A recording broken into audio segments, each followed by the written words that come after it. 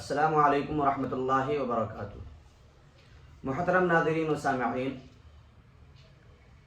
آج کے دور میں قرض لینا ایک فیشن بن چکا ہے۔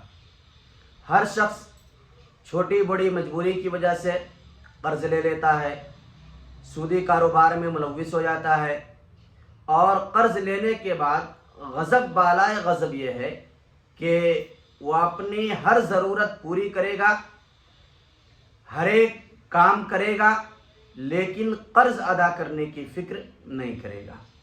پیسے ہوں بھی تو قرض ادا کرنے میں ٹال مٹول کرے گا، آگے پیچھے کرے گا۔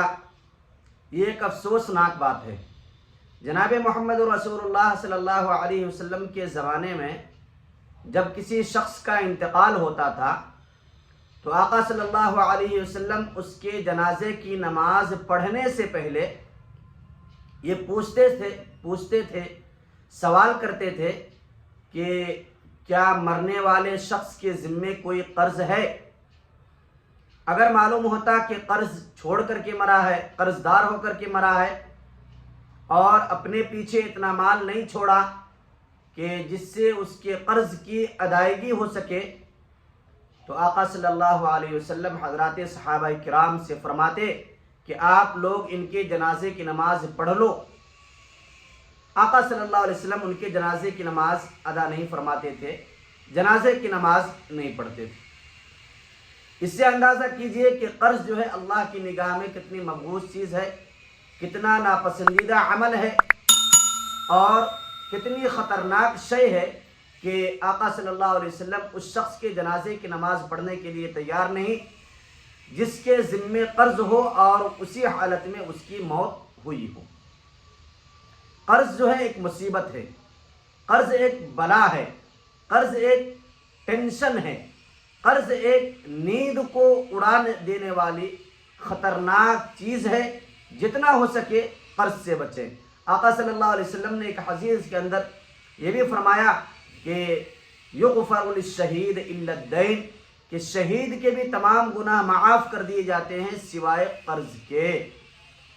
لہذا پوری کوشش کریں کہ قرض لینے سے اپنے آپ کو بچائیں، قرض والی مصیبت میں مبتلا ہونے سے اپنے آپ کو بچائیں، اور اگر ضرورت پڑ جائے، اشد ضرورت، تو اس کی ادائیگی میں کوشش کریں، جلدی کریں، تاخیر نہ کریں، اور جب تک قرض ادا نہ کر دیں اس وقت تک کوئی فیشن نہ کریں، کوئی جو ہے بڑا کام نہ کریں۔